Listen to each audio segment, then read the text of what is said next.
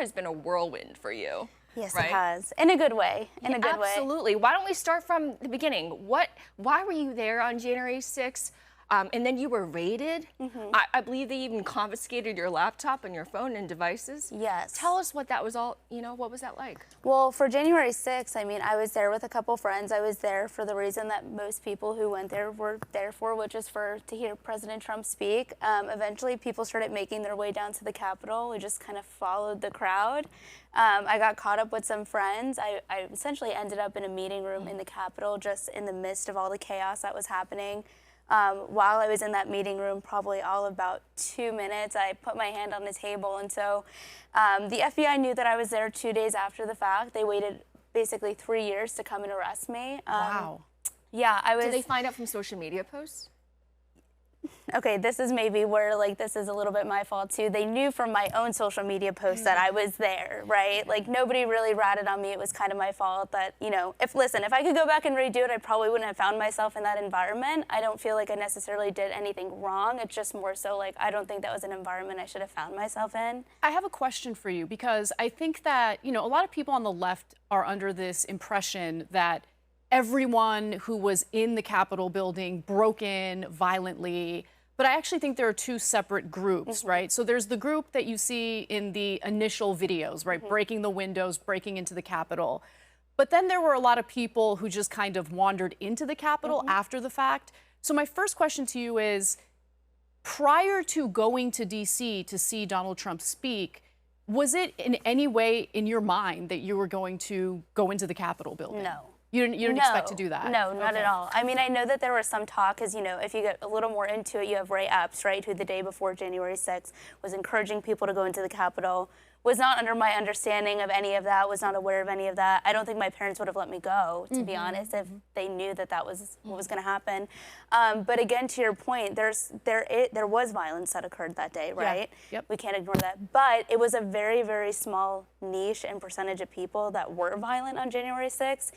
And the media just completely capitalized on that. And I think that was interesting about my arrest, too, because when you hear these stories about January 6th and you see the people that they're arresting, it's like, these veterans and these guys that have served and, these big, burly men. And then they arrest me, and I'm just like some 5'1" blonde girl. I was in California for an event with Live Action, actually. And I flew in. I was exhausted. I was having a rough morning. I went to go get coffee from downstairs, and I was approached by 8 armed FBI agents. That's insane. Yeah, Wow. who basically were like, Isabella DeLuca, we have a warrant for your arrest. Oh my God. You must have been Thankfully, terrified. yeah, I was terrified, especially too because I wasn't close to home, and it's like, even though I'm 24, when you're in that moment, you still want your parents, and so 8 armed agents, oh yeah, that's totally proportionate force necessary for a 5'1" woman. 3 years after it happened. Yeah. no criminal record, not a threat. Okay, so this is under the Biden administration. Yes. Where was that energy for illegal aliens, by the way? That was the sort of attitude they should have brought to illegals. $1 million question. I mean, you have people, Savannah could probably, attest to this, because I'm sure you've seen it firsthand. You have people that literally commit heinous crimes in New York City, for instance. Absolutely. That get out same day, that are treated with, less harshness and force than I was. I also want to bring this back to something that just happened this week. I don't know if you saw, but Nancy Pelosi was yelling at a reporter on the Capitol steps. Was it Allison? I don't know who she was yelling at. She told the girl to shut up. Yeah. Really, she got up in her face. We don't have a clip of this, but she got up in this reporter's face and said, "Shut up," when somebody asked her, why didn't she deploy the National Guard to the Capitol, and she blamed it on President Trump. I want to get your reaction to that. Listen, I'm not surprised that, Nancy Pelosi is starting to blame Donald Trump and Republicans. She had an opportunity to deploy the National Guard. It was advised to her that she should have deployed the National Guard, and she specifically chose not to. I think they knew what was going to happen. I think they wanted it to happen because I think that they wanted to capitalize on it. And for the longest time, they did. They literally talked about January 6th like it was a national holiday for 4 years, that to the point when it came up to this 2024 election. Listen, them using January 6th, I think, worked for a very long time in the media. I think, again, they capitalized on it for as long as they can. But then this past election, I feel like they still tried to use January 6th. And at that point, people didn't really care. Well, the video of Pelosi admitting that she should have ordered the National Guard came out. And for me, that was an eye-opening moment, because she had denied that she had any responsibility. And, you know, she had an opportunity to do something and she decided not to. So, you know, people can speculate on what the motivations are for that. But what happened after you got arrested? Okay, so they come and they arrest me. They take my phone because they take whatever's on your being when you're first arrested. Thankfully, I was staying in my friend's apartment at the time, so my laptop, my Apple Watch, any other devices I had got to stay in her place, so I didn't have to like hand them over to the FBI. But then they put me in the back of an unmarked vehicle. Are you serious? And they coordinated like a with movie. the Orange County Police Department. And I'm like, are you worried about me running away? Like, you know what I'm saying? Like, just the amount of force that was used and the amount of taxpayer money that went into not This is just Gavin me. Newsom's America, guys. Biden's America, Democrats' America, because, I mean, the amount of force that was used, not just over me, but other J6ers as well. I mean, there were people who genuinely had it a lot worse than me. And, I mean, my experience alone was very traumatic. I mean, even now, like, if I'm driving and I pull up to my house and I see an unmarked vehicle, like, I get, like, this sinking feeling, even though I'm pardoned and I know I don't have anything going on. But, yeah, they put me in the back of an unmarked vehicle. They brought me down to the Orange County Police Department, mugshotted, fingerprinted. By the way, so happy that mugshot has not come out. I know that it's a rough-looking mugshot. I mean, I bet you were really scared. Like, you're young, and, you know, I really appreciate that you are taking ownership. Like, I probably shouldn't have done that.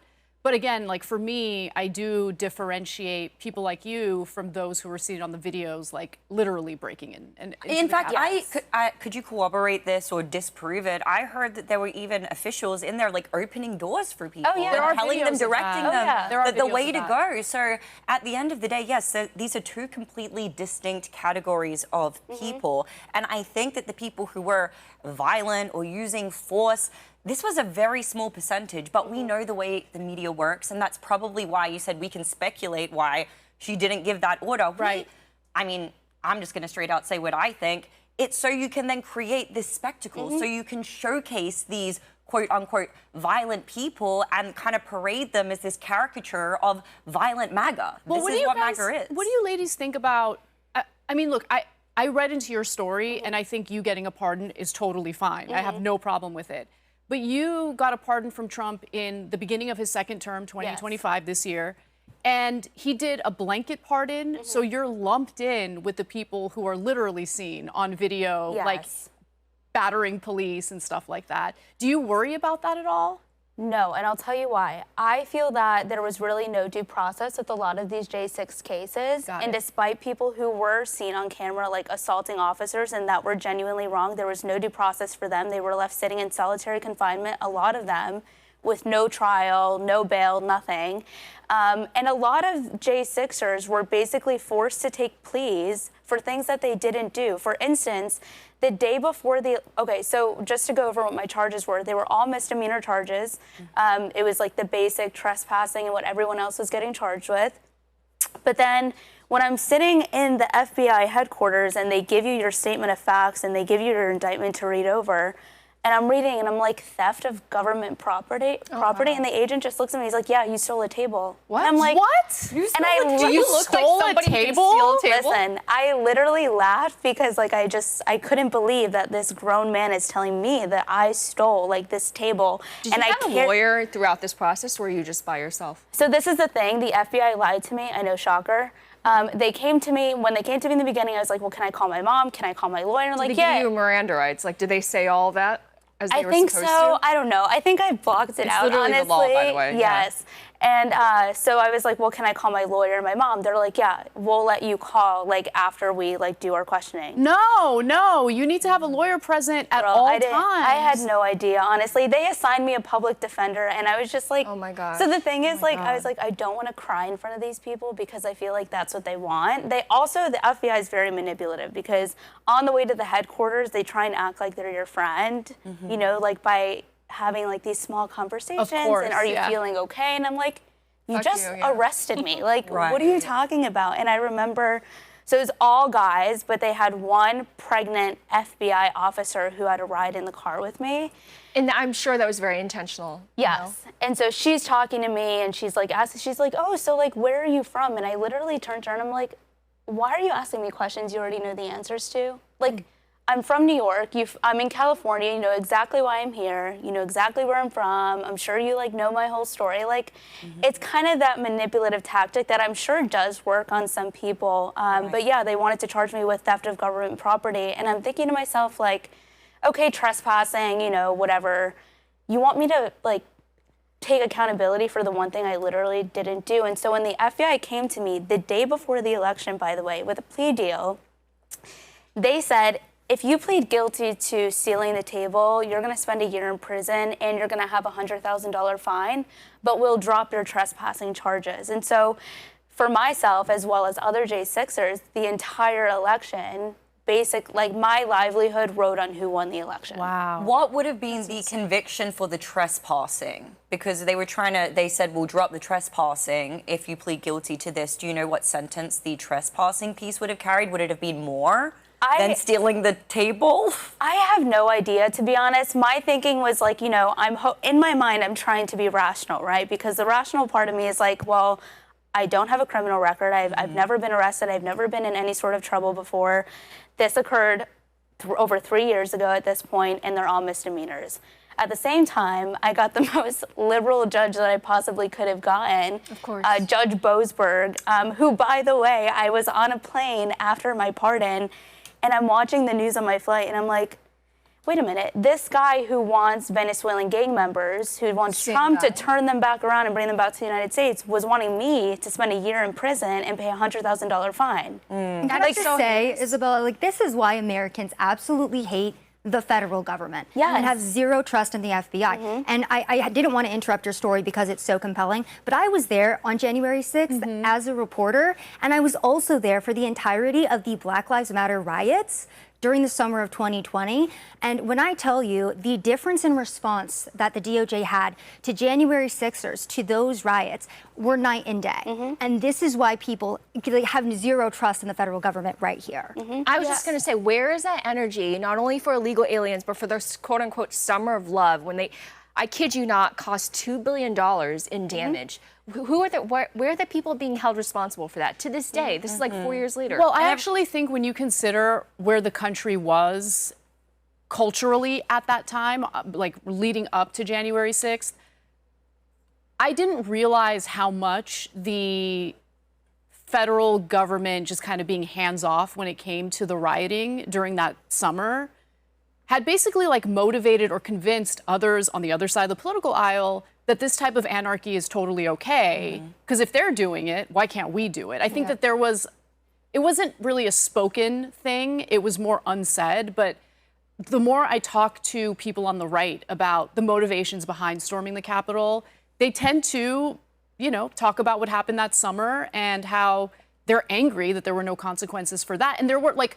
Seattle's a good example, right? I think that's where they took over an area, referred to it as the autonomous zone. Minnesota as well. People got killed, shot and killed as a result of that. So there was violence on the left end of things that never really got addressed. And that is spot on. And not only that, it's also Minnesota and how Governor Tim Walz came out and basically induced more riots. And Kamala Harris, literally, I kid you not, tweeted a fundraiser in support of the very people who were setting American cities on fire. That is not okay. I looked into that, and that's actually very true. And you know what? It's true. I also, kid you not, the tweet is still up 5 years later. There is no shame in that. Nancy Pelosi, Kamala Harris, all of these left-wing leaders, these so-called arbiter, advocates of peace, they were actively inciting riots across America, inciting damage, wreaking havoc. And you know what, Lindy, if I can jump in here too, because I do want to remind Americans of where the right wing was at before January 6th.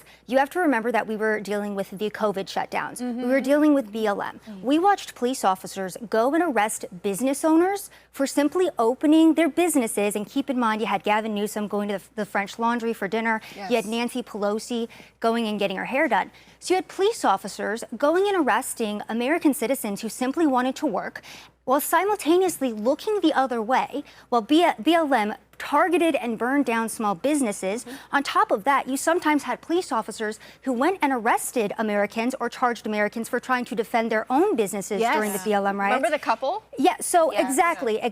Those were the McCloskeys out of St. Louis. Yeah. So what I want people to understand too is Donald Trump was kind of like the last beacon of hope for a lot of Americans who felt like the justice system was not standing up for them, who felt like the Democrats wanted them killed.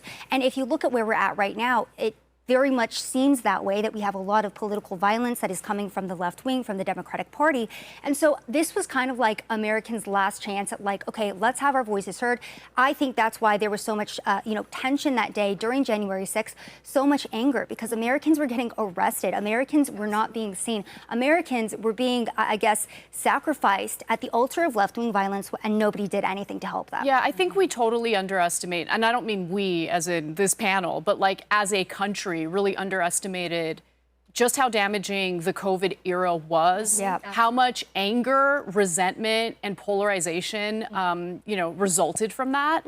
And look, the people in charge during that pandemic got a lot of things wrong. And so to your point, there's a lot of distrust toward the federal government, not just the FBI. Federal institutions, whether you're talking about the CDC, whether you're talking about the FBI, and you can't have a country if the people don't trust its government or its leadership or its justice system. Exactly. You know, it seems like it's this revolving door, as is kind of what the American justice system has become, when you're sending 5 officers to pick up a 5'1" young woman, 8 officers. Crazy. Sorry, Yeah. yet 3 years later, by the way, people like DeCarlos Brown, who then went on to savagely murder Irina Zaruska a couple of months ago now. That person was let in and out of the system like it was nothing. 14 you know, like just 14 times, Amy. Look at the disparity between these two individuals. For me, it just makes it seem like so often the American justice system is very performative, and it's very much just about creating, supporting, and inducing narratives. They pick winners and losers, and I have an issue with that, right? Because in blue states, and I live in a blue state, so I can say this from personal experience, yeah, you have violent repeat offenders going in and out, in and out, in and out. I mean, New York City is the same way. New York City is the same Daniel way. Penny, who actually stood up for New Yorkers. Well, that's what happened. Being violently threatened. You're criminalized. Exactly. And then the DA went after him. And the thing is, if the local political leadership doesn't find solutions to repeat violent offenders, obviously Americans are going to do what it takes to protect themselves and to protect others. And so if you get punished for doing that, I mean, it's pretty infuriating. And I want to, I just want to say, ladies, there's a reason for this, okay? We don't have to wonder about why, they're leaning towards violent criminals while, throwing the book at you. It's percolating up from the prosecutorial level. Yes. We have these left-wing prosecutors, district attorneys scattered around the country, and guess who's behind that? It is George Soros and his affiliate organizations. He is funding this. This is not a coincidence. This is very intentional. So sorry to interrupt you, Lindy. But I really am curious, because I do see politically motivated prosecutions being carried out by Democratic prosecutors or left-wing prosecutors.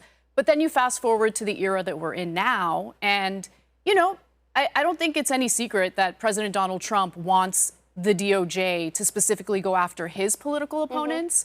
And look, I'm not going to say that every single prosecution is unfair. I'm sure in the case of John Bolton, it seems like they found classified documents and whatever. But what do you ladies make of Trump now, as the president, using lawfare against his political I don't think we can have this discussion without laying down all the facts and what exactly happened to President Trump over the last couple of years. Let's start with Fonnie Willis, who decided to have an affair with her hand-picked prosecutor, Nathan Wade. That was so dumb. dumb. And by the way, so dumb. She paid him $650,000 of taxpayer funds for basically a do-nothing job. They were screwing around, going on vacation, and they were just dating on the job. That was a disaster. I agree with you. She was a horrible prosecutor, and she was found. And this is not just a qualitative judgment on this part. The Georgia Supreme Court threw her off her own case. Yep. So we have legal, the legal establishment just confirming what I said. That's case number one. And then we have Letitia James from New York,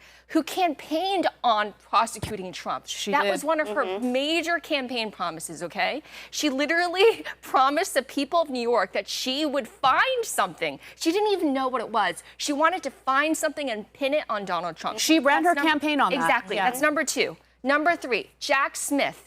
And Jack Smith was Merrick Garland's special prosecutor for the classified documents case and also the January 6th case. Jack Smith was on a very precise vendetta against President Trump. They were determined to take them down. That's 4 cases, 4 indictments against one man. They did everything they could to bankrupt him. So that is the context now for everything that's going on against Adam Schiff, Letitia James, John Bolton, and James Comey. I wanted to give that context because it would be entirely unfair if we just, completely admitted what happened to not only Trump, but also his family. Right. Letitia James got a $450 million verdict against Trump, and it was so flimsy that it was overturned by the judge. It was an unprecedented prosecution. The crimes that he was convicted of, or what he had done, meaning the fraud that he had engaged in, is typically treated as a misdemeanor,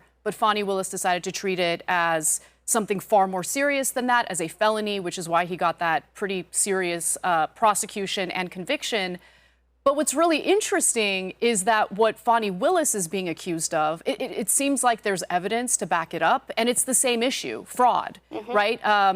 Mislabeling your primary residence in order to get a better interest rate on a home mortgage. I think that was Letitia James. You said Fani Willis. Oh, I'm sorry, Letitia James. No, it's okay. Sorry about it's okay. that. I just wanted to correct that. Well, it's interesting because she's the one that valued Mar-a-Lago at what, $18 million, right? And it's like, if I was guilty of mortgage fraud, the last thing I'd be doing is basically going after my enemies for that thing. Seriously? Do you know what I'm saying? Like, if I was guilty of it, the last thing I'd be doing is going after somebody else for it. But that's the iron law of vote projection. That's what they all do. They always accuse others of what they themselves are doing. It's the iron law of word projection. I also think that Americans are so tired of the two-tier justice system. Yeah. If you broke the law in the United States of America and you were found guilty by, how does it work, a grand jury, and then your trial starts, then I think you should be charged 100%. for that exact I don't care, left, right. I mean, I think that people would have more trust in our government if our government officials were treated the same as us, meaning if they break the law, they get prosecuted. That's it.